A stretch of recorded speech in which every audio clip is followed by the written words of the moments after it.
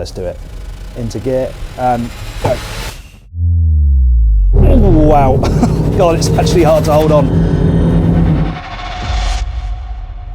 This is the Wellcraft 355 and it's a boat that I've been really looking forward to getting on board, hence why it's December in the Solent, it's about 2 degrees Celsius outside and we're out testing it. But this is a really interesting model because Wellcraft is an American brand now owned by the French. The boat is built in Poland and the 355 appears to have been designed by a bunch of Scandinavians. So what exactly is going on here? Well, in this review I'm going to get to the bottom of that by showing you every nook and cranny of the decks, this wheelhouse and the cabin down below, but maybe more importantly for this near 1,000 horsepower triple outboard super commuter, find out what it's like to drive. I'm Jack Haines, welcome to YachtBuyer.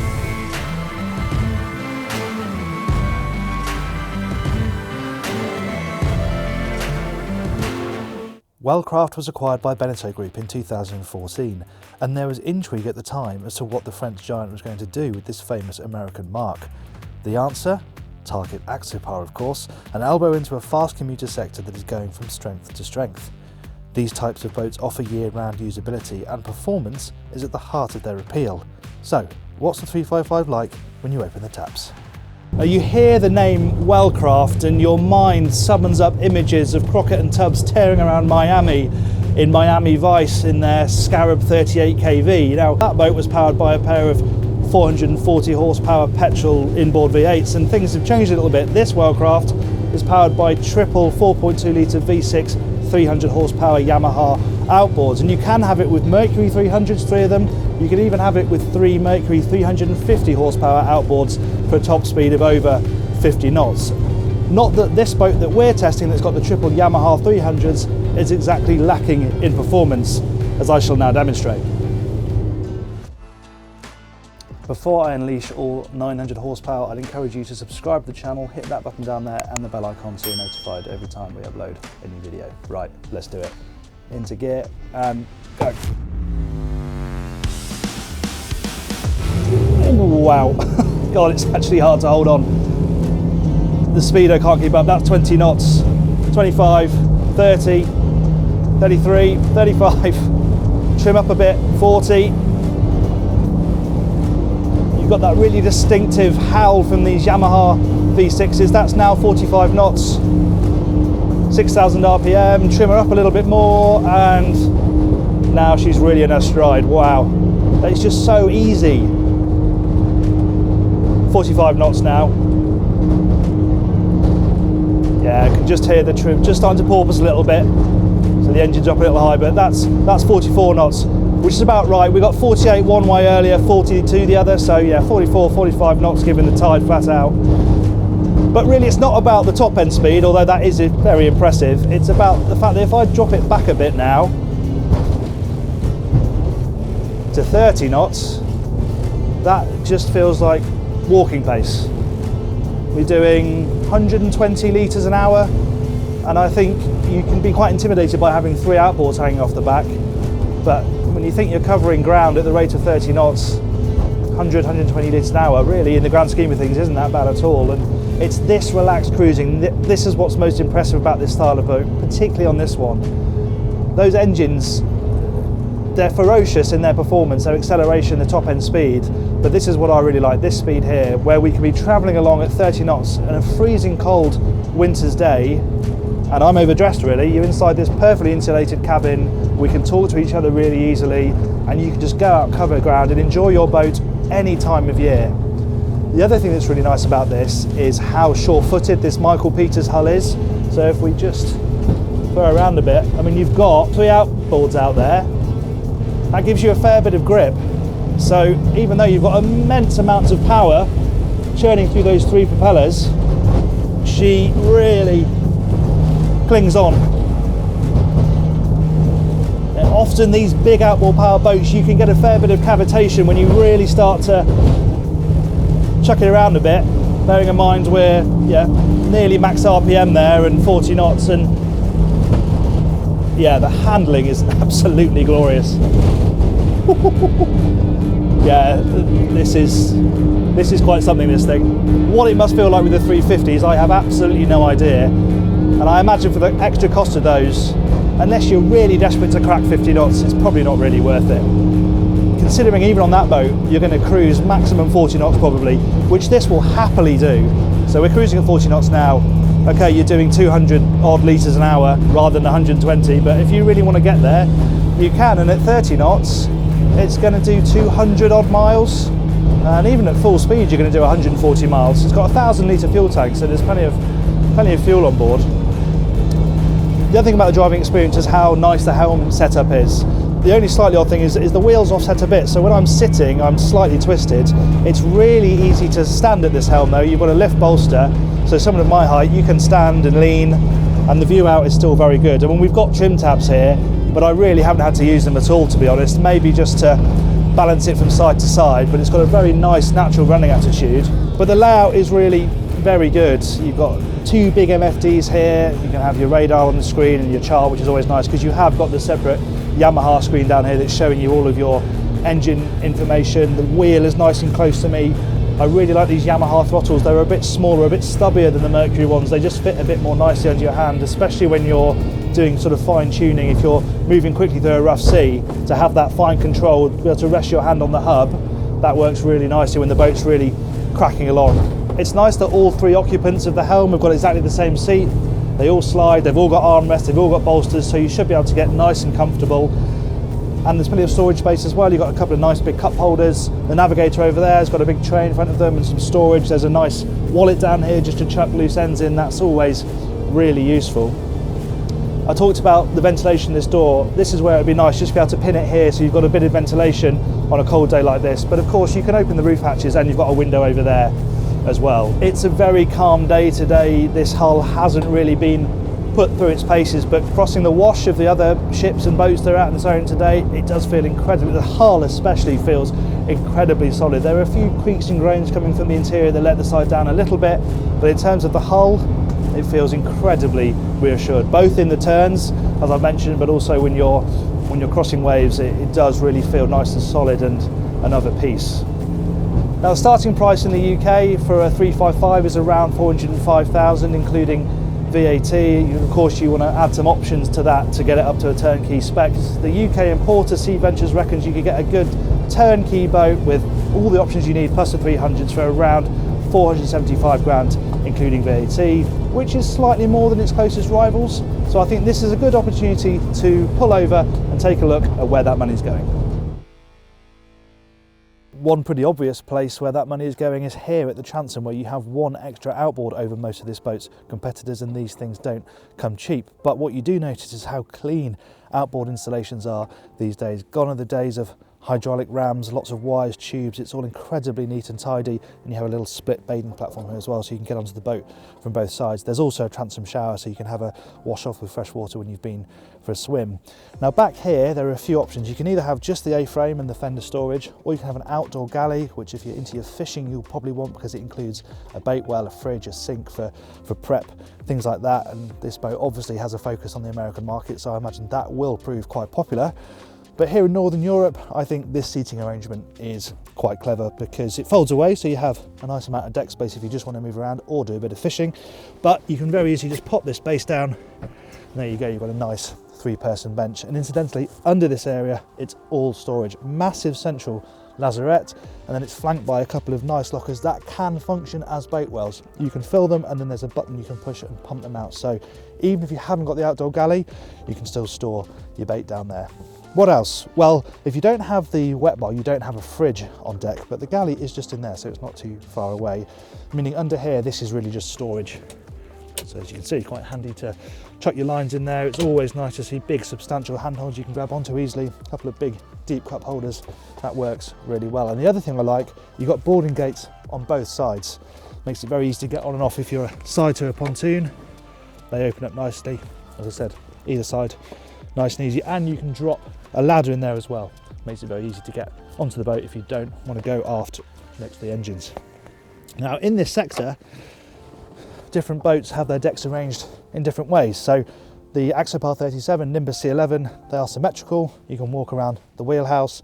The Saxdor 320, the upcoming 400, that actually has a full width wheelhouse, which gives you a lot of space but has compromises of its own.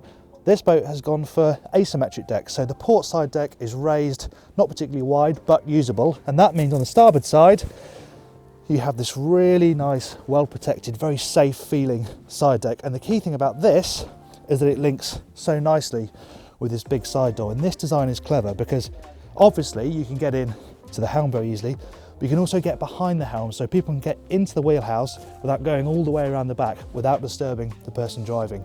I think that works really well, and it's brilliant for ventilation, of course, also. Moving right forward, there's a little step up.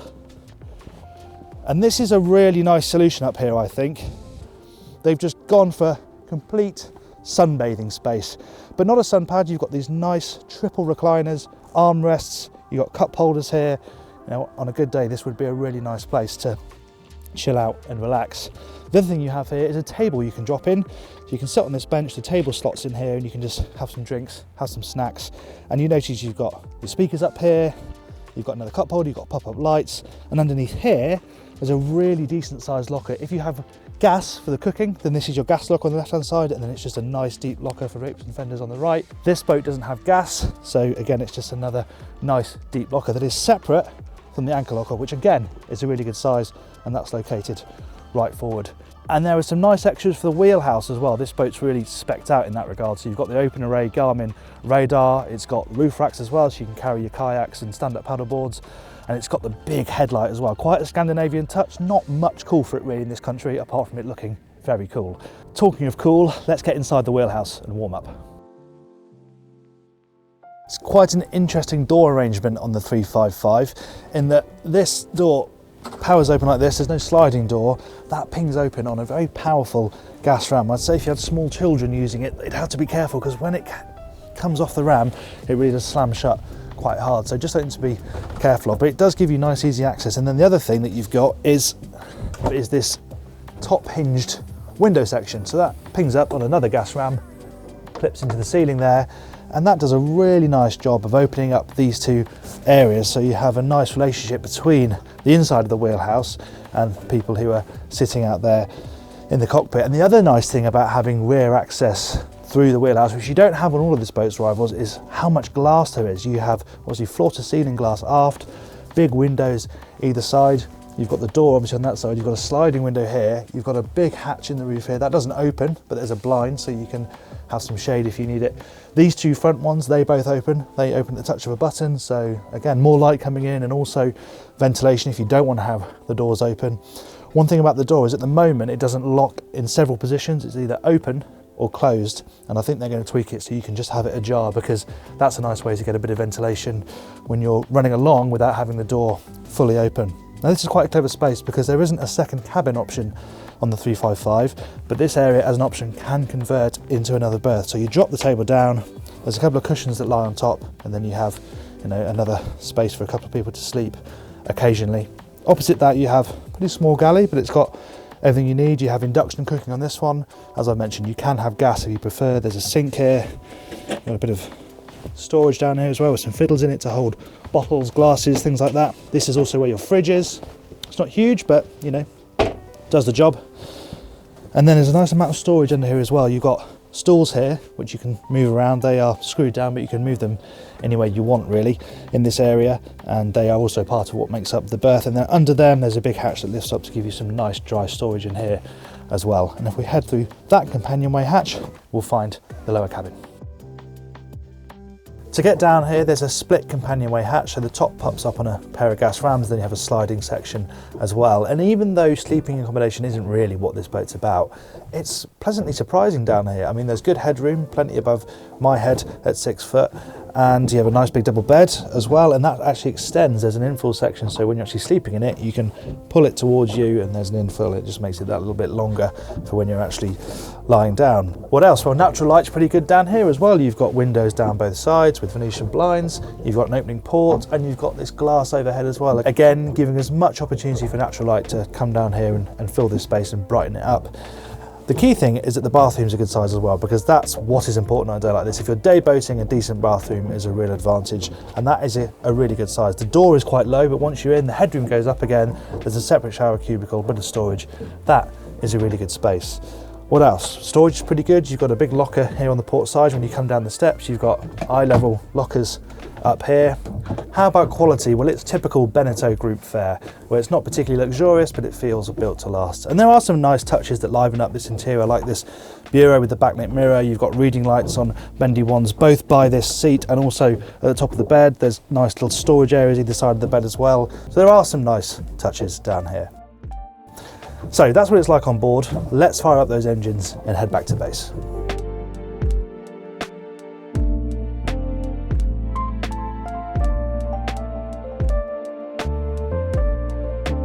On top of their awesome performance, the Yamaha engines have some really clever stuff going on in terms of the software as well. So first of all, the display is great. You've got a Yamaha app within the Garmin screen that displays all of your engine information, both through the big MFT and through the small Yamaha one down here.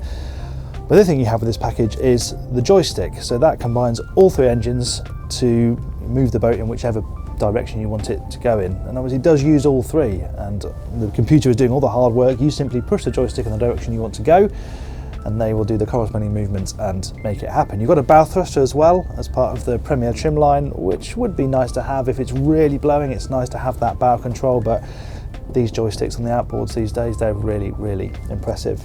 The other thing you can do is some trickery with the throttles themselves. So if I drop them back into neutral, this is a normal thing for a twin triple engine boat, but you can have single lever mode, so you can control all three just on one throttle, which when you're out at sea bouncing around, that's really nice, meaning you only have to focus on one throttle.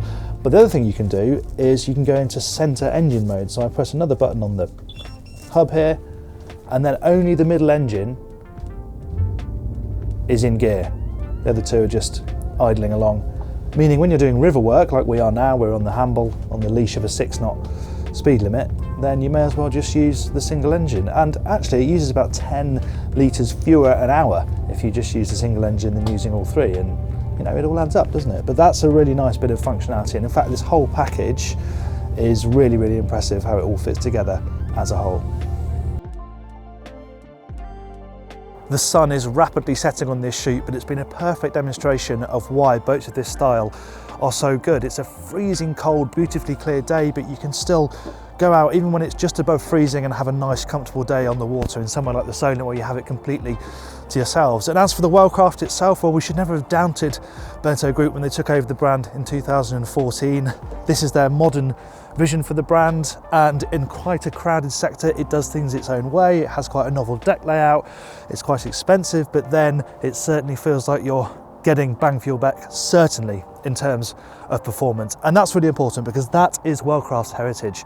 And if this is the direction that Beneteau Group are going to take this brand in, I think that's only going to be a good thing.